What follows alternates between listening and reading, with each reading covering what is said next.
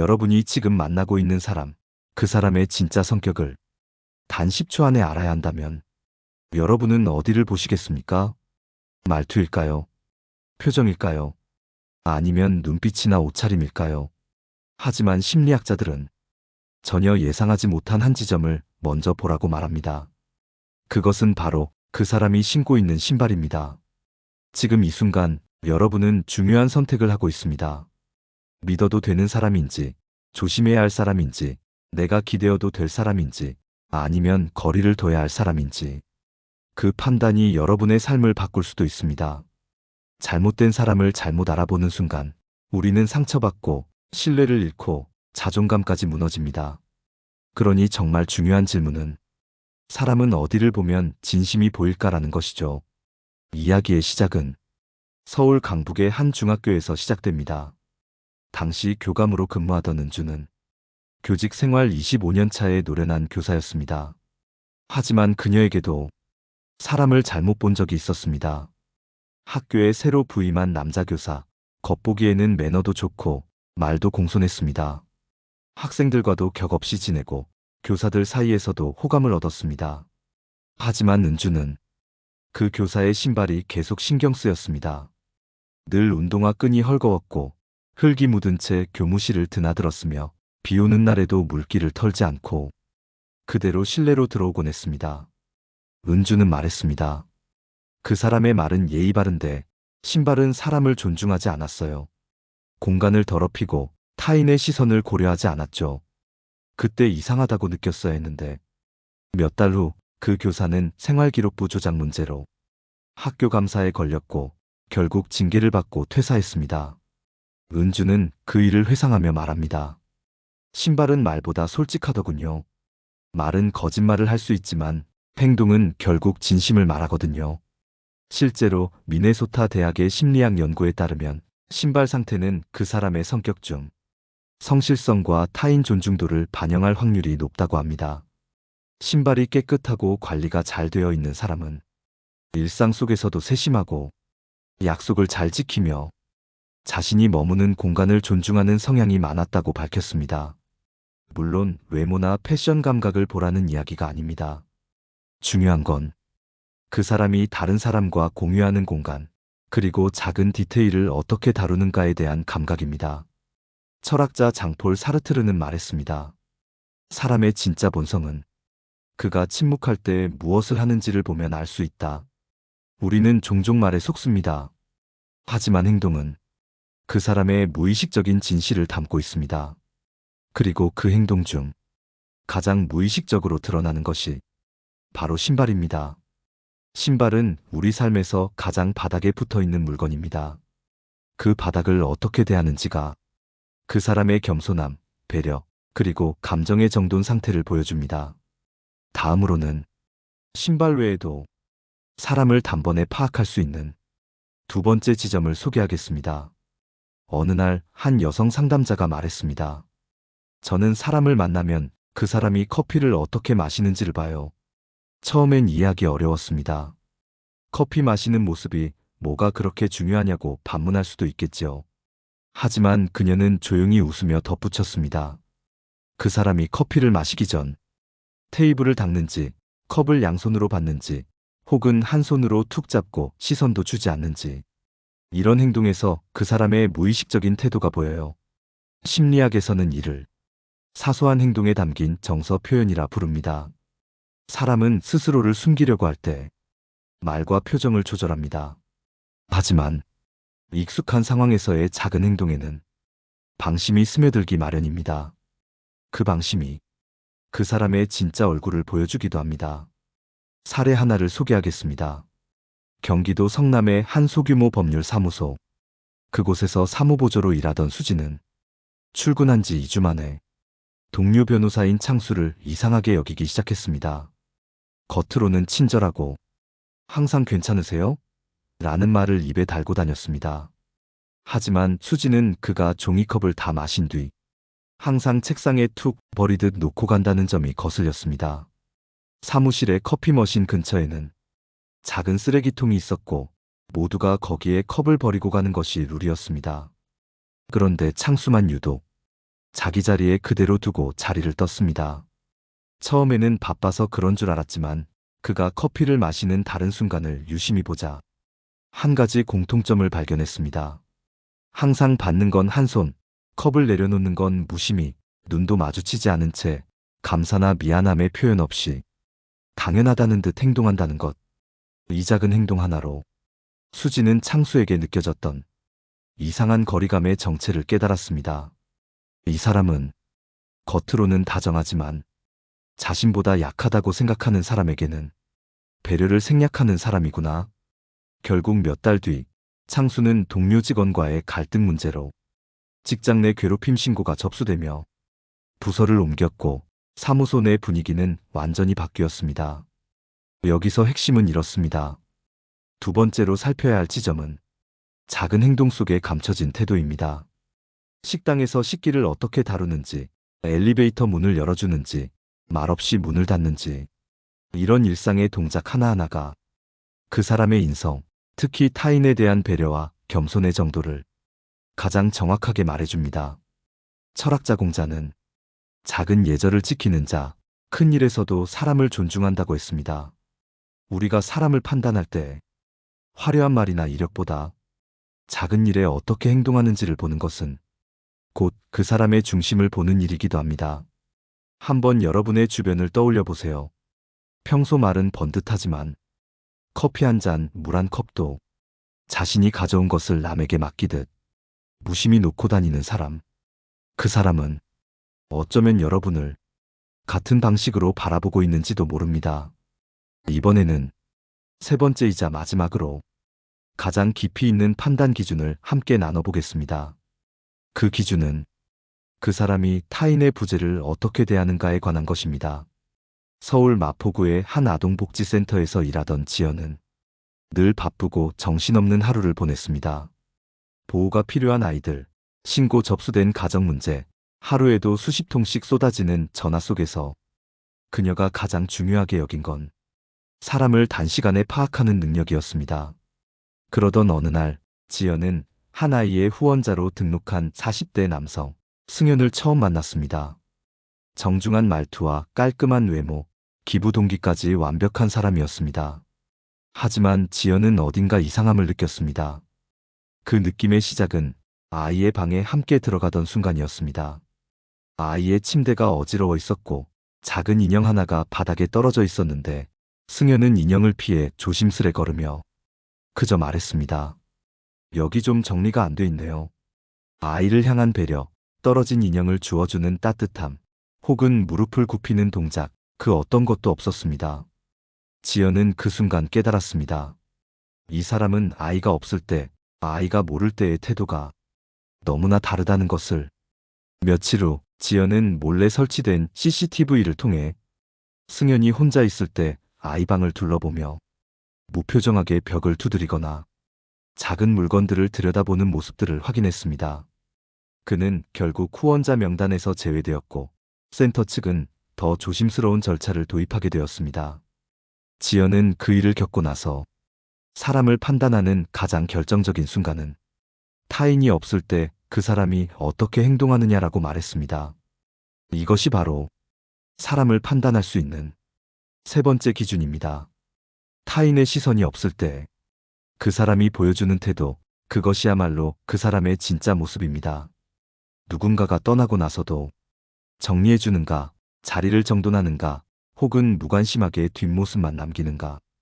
이 판단 기준은 연인 관계에서도 매우 중요합니다.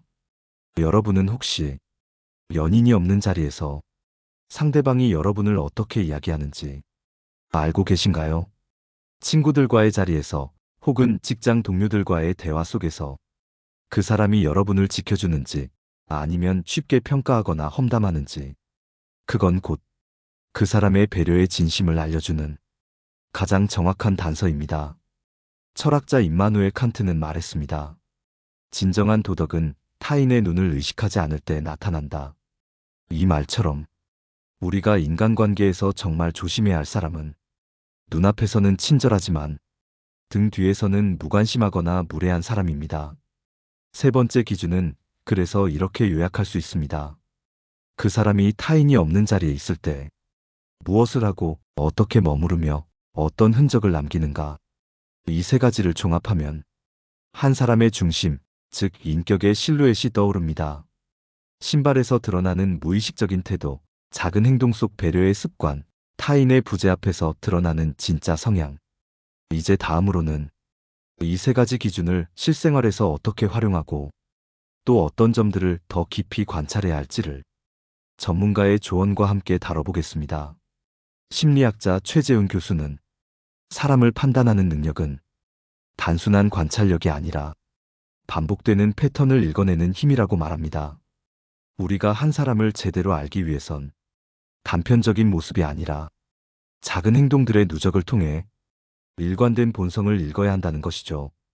그는 상담 현장에서 수백 명의 사례를 접하면서 이 세 가지 기준이 실제 관계에서 얼마나 강력한 판단 도구로 쓰일 수 있는지를 누차 강조해 왔습니다. 첫째는 신발, 둘째는 작은 행동의 반복, 셋째는 타인이 없을 때의 태도. 이 셋은 서로 따로 떨어진 기준이 아닙니다. 모두 무의식적인 반응이자 자기 중심성과 배려심의 밀도 차이를 드러내는 행동적 힌트들입니다.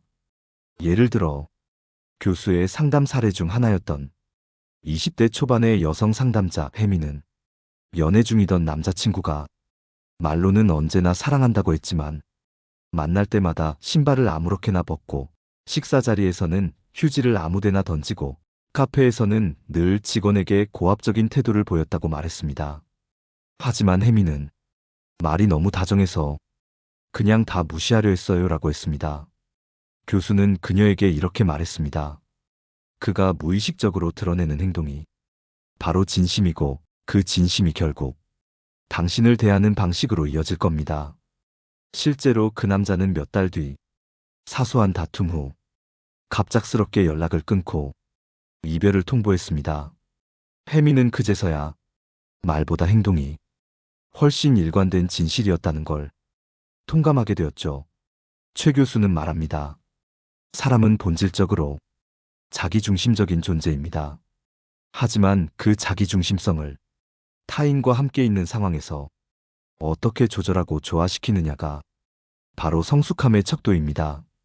이 세 가지 기준은 타인을 통제하기 위한 수단이 아니라 여러분 자신이 더 건강한 관계를 선택하기 위한 방어막이 되어줍니다.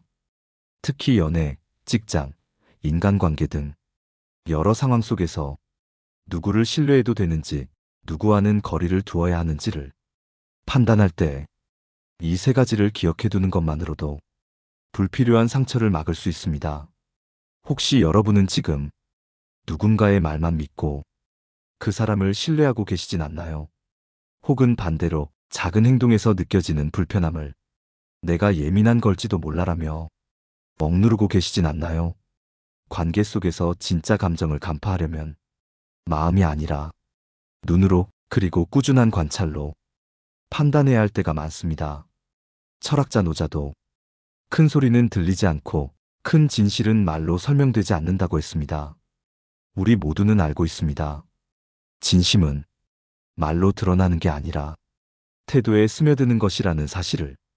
이번에는 이 기준들을 기반으로 여러분 스스로가 더 정확하게 사람을 구별할 수 있는 심리적 훈련법과 마음의 자세를 정리해 보겠습니다.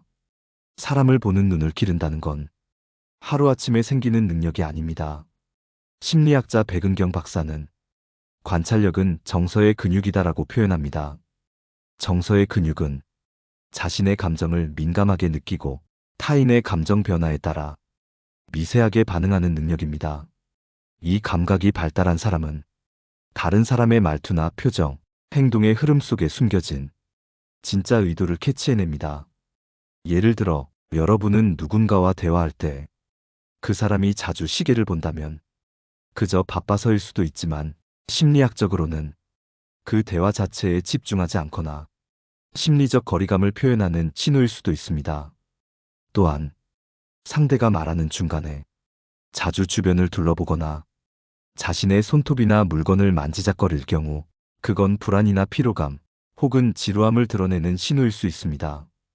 이처럼 사람을 볼 때는 행동 하나, 말투 하나, 심지어 멈칫하는 침묵 속에서도 많은 정보가 흘러나옵니다. 관찰력을 키우기 위한 가장 좋은 방법은 일상 속에서 반복되는 사람들의 패턴을 기록하고 되짚는 훈련입니다. 백 박사는 추천합니다. 누군가와 대화한 뒤 그 사람이 했던 말과 행동을 하루의 끝에 짧게 정리해 볼 것. 대화 속에서 가장 어색했던 순간이나 느낌이 좋지 않았던 부분을 하루에 한 줄로 적어볼 것. 같은 사람이 반복적으로 보여주는 무의식적 행동에 주목할 것. 이런 기록은 그 사람을 의심하기 위함이 아니라 여러분 스스로의 감정을 정리하고 보호하기 위한 기초가 됩니다. 심리적으로 건강한 사람일수록 타인의 감정을 놓치지 않고 자신이 무엇에 예민한지를 알고 있습니다. 그리고 그것을 억지로 억누르기보다 조용히 되새기며 상대와의 거리를 조절해 갑니다. 또 하나 중요한 건 자신이 남들에게 어떤 행동을 보여주고 있는지도 살펴보는 것입니다. 혹시 나는 말은 부드럽지만 신발을 소리나게 끌고 다니진 않는지, 커피를 마신 컵을 무심코 남에게 떠넘기고 있진 않는지, 타인이 없을 때 누군가의 평판을 가볍게 말하진 않는지. 우리가 타인을 관찰하는 만큼 우리도 누군가에게는 관찰당하고 있습니다. 그 시선 속에서 우리는 말이 아닌 행동으로 자신을 드러내고 있다는 것을 잊지 말아야 합니다. 그래서 결국 사람을 잘 본다는 것은 타인을 통제하는 능력이 아니라 나와 타인의 경계를 건강하게 인식하는 훈련입니다. 우리는 너무 자주 상대방이 나를 이해해 주기를 바라지만 먼저 내가 그 사람을 어떻게 보고 있는지를 정확히 인식하지 않으면 언제나 관계는 왜곡될 수밖에 없습니다. 고대 그리스의 델포이 신전에는 이런 문구가 새겨져 있었다고 합니다. 너 자신을 알라. 이 말은 단순히 자기 성찰에 대한 조언만이 아닙니다. 나 자신을 알면 타인을 구분할 줄 알게 되고 진짜와 가짜, 겉모습과 본질을 구분할 수 있는 눈이 열리기 때문입니다. 이번에는 이 모든 이야기를 종합하여 여러분이 사람을 볼 때 절대 놓치지 말아야 할 마지막 조언과 함께 마무리해 보겠습니다. 지금 이 순간에도 누군가는 여러분을 보고 있습니다. 말을 어떻게 꺼내는지, 타인의 말을 어떻게 듣는지, 무심한 듯한 행동에 얼마나 배려가 묻어나는지를 아주 조용히 지켜보고 있을지도 모릅니다. 그래서 사람을 본다는 건 결국 거울을 보는 일과 다르지 않습니다. 내가 누군가를 평가하고 있을 때 그 누군가 역시 나를 자신만의 기준으로 바라보고 있기 때문입니다. 우리는 오늘 사람을 알아보는 세 가지 기준을 이야기했습니다. 첫 번째는 신발입니다. 신발은 그 사람이 얼마나 일상에 성실한지, 공간에 대한 존중이 있는지, 스스로를 어떻게 다루는지를 보여줍니다. 두 번째는 작은 행동의 반복입니다. 커피를 마실 때, 엘리베이터를 탈 때, 작은 사물 하나를 다루는 방식에서 그 사람의 성향은 숨김없이 드러납니다. 세 번째는 타인이 없을 때의 모습입니다. 말하지 않을 때, 누구도 보지 않을 때 그 순간에 무엇을 하는지가 그 사람의 중심을 드러냅니다. 이 세 가지 기준은 타인을 얕잡아 보기 위한 도구가 아니라 여러분이 더 건강한 관계를 맺고 불필요한 상처를 피하기 위한 작은 보호막입니다. 그리고 동시에 이 기준은 거꾸로 여러분 자신에게도 똑같이 적용됩니다. 나는 신발을 어떻게 다루고 있는가? 나는 작은 행동에 타인을 담고 있는가? 나는 아무도 없을 때 내가 했던 말과 같은 행동을 하고 있는가? 여러분이 사람을 볼 때 어떤 기준을 가지고 있는지에 따라 여러분 곁에 남는 사람도 달라지고 여러분이 남에게 비치는 이미지도 서서히 달라지게 됩니다. 심리학자 조셉 루프트와 해링턴 잉햄은 조에리의 창이라는 개념을 통해 이런 말을 남겼습니다. 사람은 타인을 통해 자기 자신을 가장 정확히 알 수 있다. 그러니 결국 사람을 본다는 것은 나를 다시 돌아보는 일이고 그 시선을 통해 더 깊고 단단한 관계를 만들어가는 일입니다. 오늘 방송이 여러분에게 그런 시선의 힌트가 되었기를 바랍니다. 지금 떠오르는 사람이 있으신가요? 그 사람의 신발, 행동, 그리고 침묵 속 진심을 다시 떠올려 보세요. 그 속에서 여러분이 미처 몰랐던 진짜 관계의 단서가 숨어 있을지도 모릅니다. 혹시 오늘의 이야기가 여러분의 경험과 닿는 부분이 있다면 댓글로 여러분의 생각을 나눠주세요. 좋아요와 구독도 잊지 마시고요. 이 방송이 더 많은 분들에게 의미 있는 메시지로 전해질 수 있도록 함께 해주신다면 정말 감사하겠습니다. 여러분의 신발이 걷는 길이 항상 따뜻한 사람들로 가득하길 바라며 다음 시간에도 마음이 깊어지는 이야기로 다시 찾아뵙겠습니다. 지금까지 여러분의 시선을 지켜드리는 시간이었습니다. 감사합니다. 내 삶을 바꾸는 지혜였습니다.